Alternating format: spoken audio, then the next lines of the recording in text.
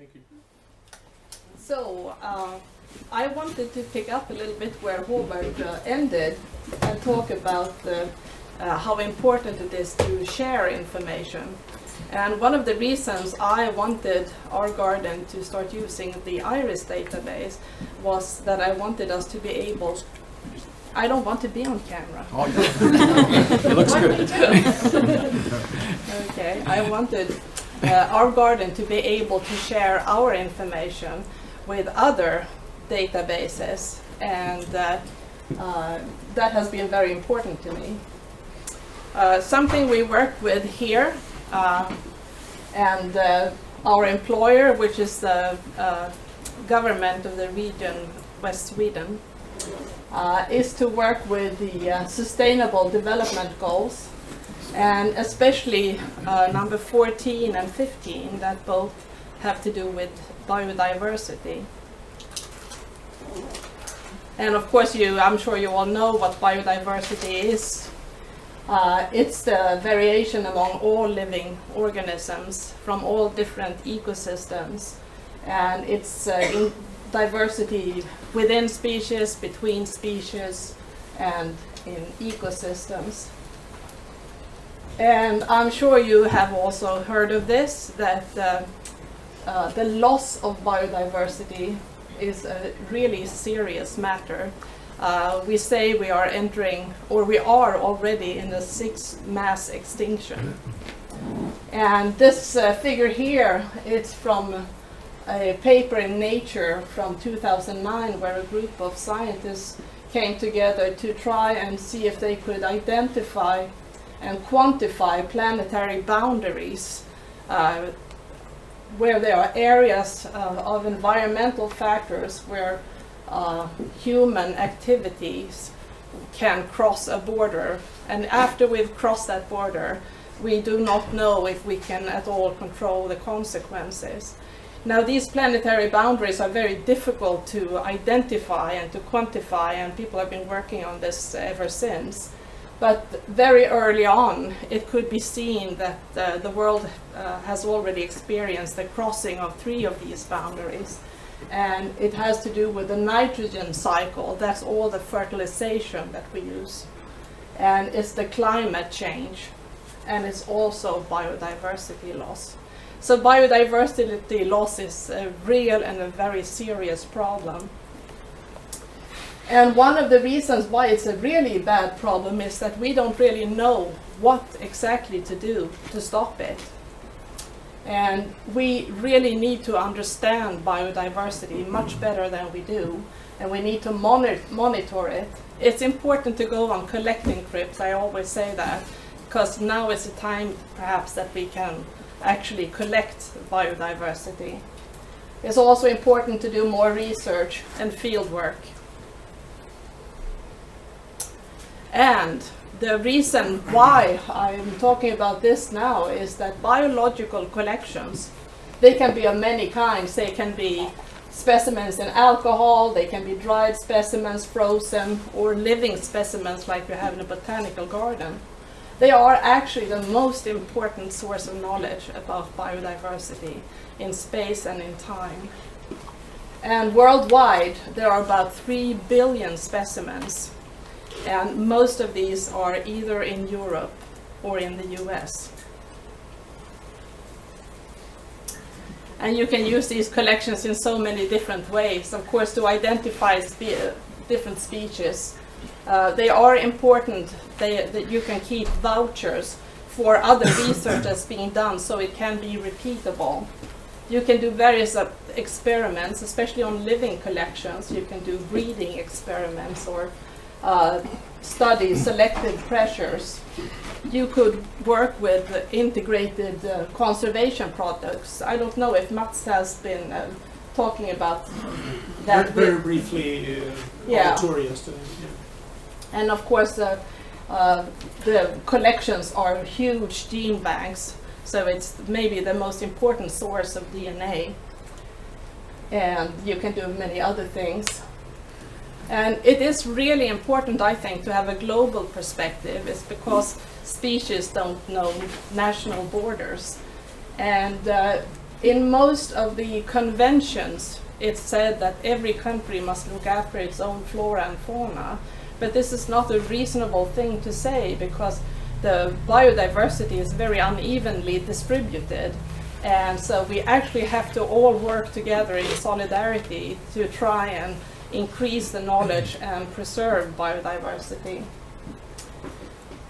And this is something, of course, that has been recognized for quite some time. You already know about the BGCI, the Convention on Biological Diversity from 1992, and follow-up meetings. And of course, I hope you have also heard about the Global Strategy for Plant Conservation.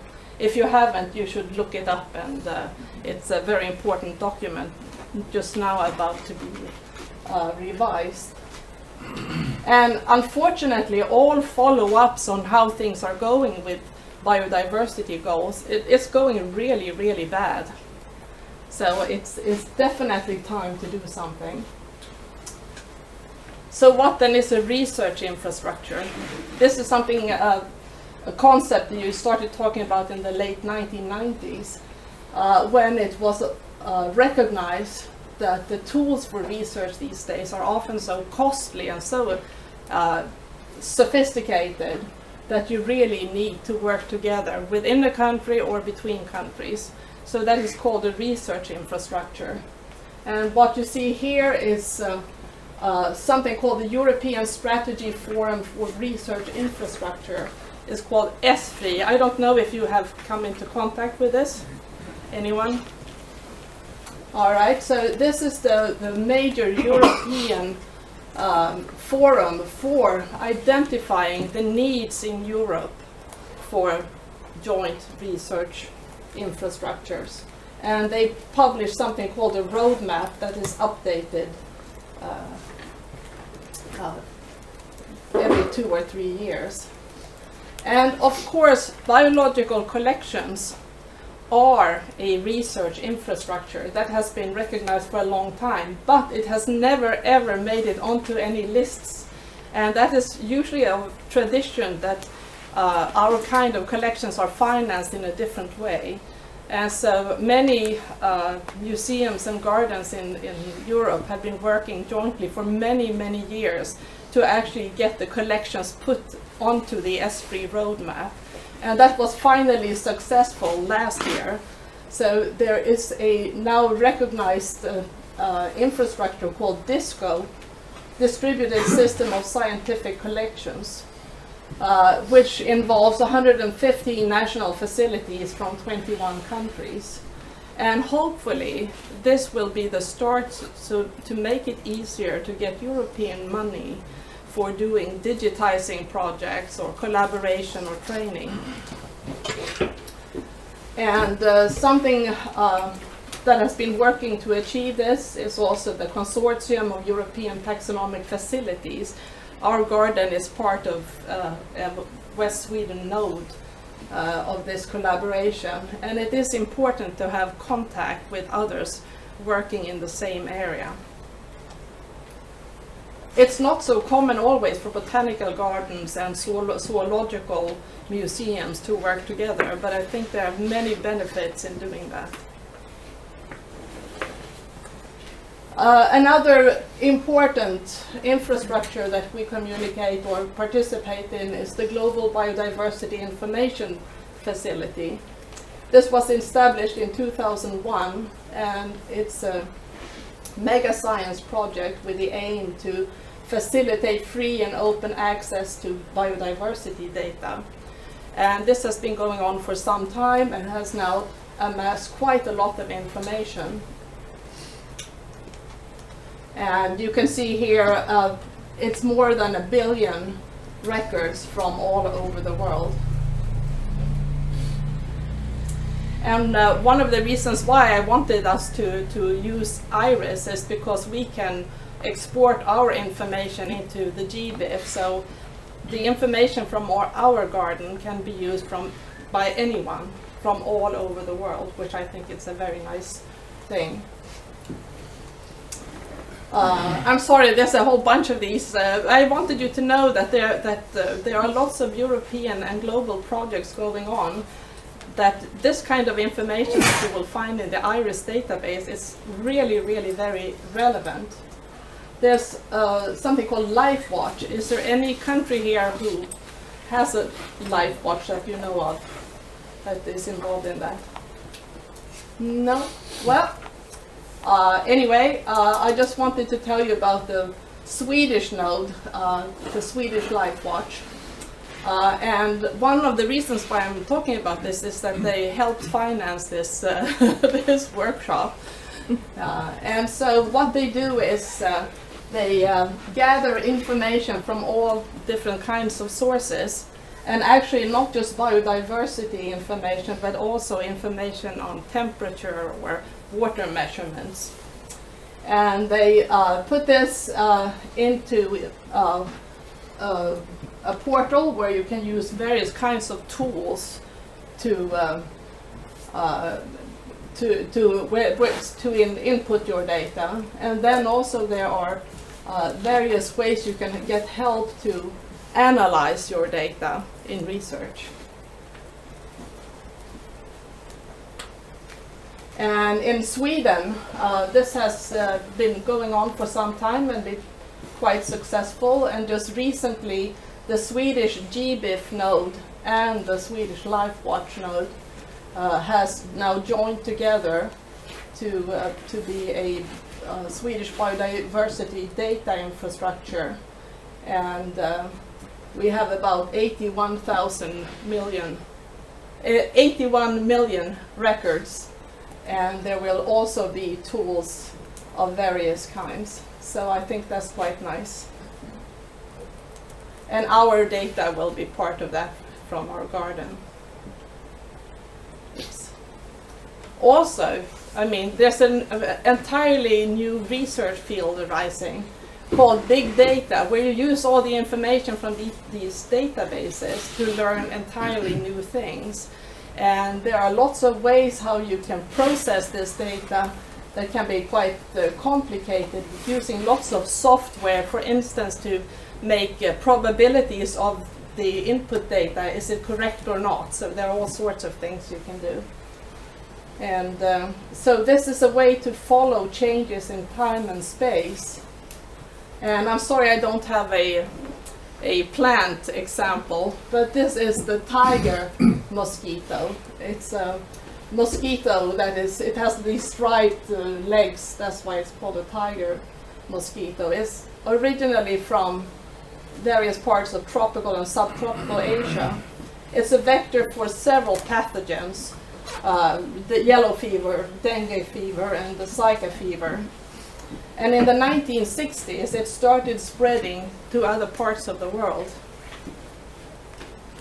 And what you could do then is to take in all the information that is known about the Asian habitats where this occurs, feed that into habitats in other parts of the world, and do a prediction of where is this mosquito likely to show up.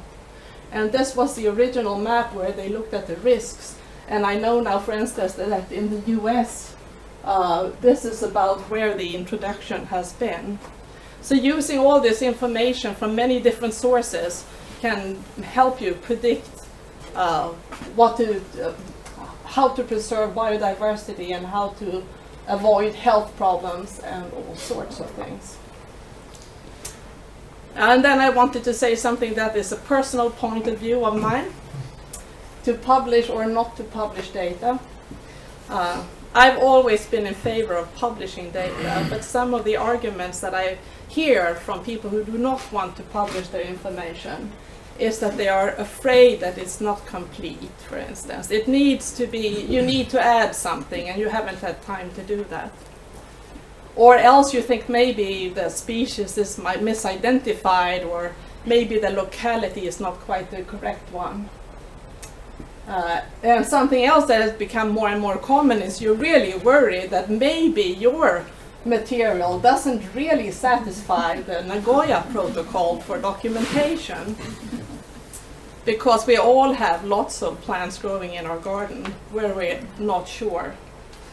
And I would say that regardless of any of this, you should always publish your information. And the reason why you should do that is going back to that graph showing that biodiversity loss is really, we really need to try and do something about it. And the information from your gardens will be part of helping to do that. So I say that about the Nagoya Protocol, I figure if I know that something has been stolen or something, okay, in that case you should go to the relevant authorities and tell them you should not have that in your garden. But if you have things that you're not really sure of, then publish them. Let it be possible for somebody to discover there's something wrong with this, and then you have to try and deal with that the best way you can.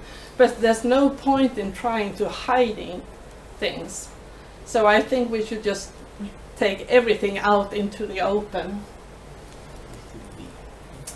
And then I would want it to, you get all these things on Facebook. I like this. This is a environmental legal specialist who says, I used to think the top environmental problems were biodiversity loss, ecosystem collapse, and climate change. I thought with 30 years of good science we could address those problems, but I was wrong. The top environmental problems are selfishness, greed, and apathy, and to deal with those we need a spiritual and cultural transformation. And I think this is very something really to take seriously. And one thing we have been doing here in Gothenburg is for 3 years now, we have had something called the Gothenburg Global Biodiversity Center. And it's a combination of university departments and various outreach places. Yes, I am just going to go on. So it's like the Botanical Garden. We have a zoological garden, 2 marine museums. The Universium, I think some people were there yesterday. And so together we reach about 2 million people every year.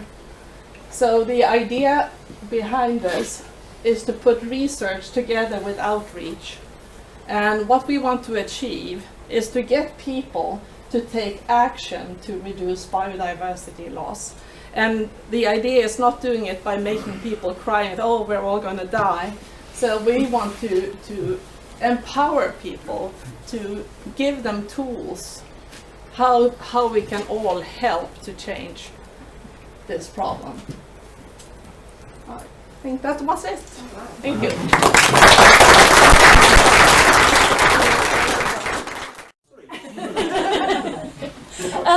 I was wondering, so does the GGBC have a way to measure the impact of the empowerment? Do you have tricks to look into that? Because you want to empower people to do something about biodiversity loss. Do you have any way to sort of see if it works? Well, we have only been doing this for 3 years, so it takes a long time to see the effects. Yeah. But one of the things we're working on is trying to get people to understand how you can make personal choices in your life. Another research project and also a societal project is trying to get a marking for products that you sell. I mean, today you can find things that are ecological friendly or that are climate friendly, but also have a marking for biodiversity friendly. So we're working with some producers that are interested in doing that. So that's some of the things we're doing. Just the Nagoya Protocol, have there been any arrests of people in breach of the protocol? I have read an article that some people who have been collecting rhododendrons and selling them were actually taken to trial in the UK, I believe. I don't know if anyone here knows about it, but it has happened. But I've never heard it happen to a collection. And retrospectively being found out because they published their data? No. No, but it could very well happen. I think the reason why it hasn't happened is because it's been too short time. But it could definitely happen, and it could be that some country that has put restrictions on using their kind of plant material could go into your database and look to see if you have anything that seems to have been gotten the wrong way. I don't think this is likely to happen very much. I also think that sometimes when we have had material that we have not been certain of, we have called the relevant authorities, and they often say that it's much better that you keep it than it's out on the market. So, yeah. I mean, following up from that, we did talk to from the UK point of view, we did talk to the UK authorities on this very subject when we had a meeting, and they basically said if there was any problems, they wouldn't prosecute. They'd always try and work with, specifically Botanic Gardens they were talking to. They'd try and work with Botanic Gardens to try and address the problem. They weren't interested in prosecuting. They would try and work with you. Obviously, they could prosecute you ultimately, but normally they'd work with you. In the Netherlands, we recently got an invitation to attend a meeting with Botanic Gardens and other institutions to be informed about how to upload your stuff in terms of the Nagoya Protocol. So at last they're officially aware of us having collections, and well, we will be told how to deal with them. So I'm really looking forward to that. Yes. I think we who have collections and have a little bit of skeletons in the closet, I think we shouldn't worry too much, because I mean it's a matter of if we're trying to do the right thing, and I'm sure we all are trying to do the right thing. I don't think anyone is out to get us, and so I think we should just do the very best. But it will be nice. The CETAF that I mentioned, they have a best practice that we're now trying to get the EU to accept as a best practice, and that's also something we could do together, adopt our own rules that can be recognized by the EU, so that we can all be trusting each other. I can just add that this evening on our dinner, Alison Perigo, who is taking over the directorship from Alexandra Antonelli for the GGBC, the Biodiversity Center. She will be with us tonight, so we have a chance to chat with her. Okay, thank you very much.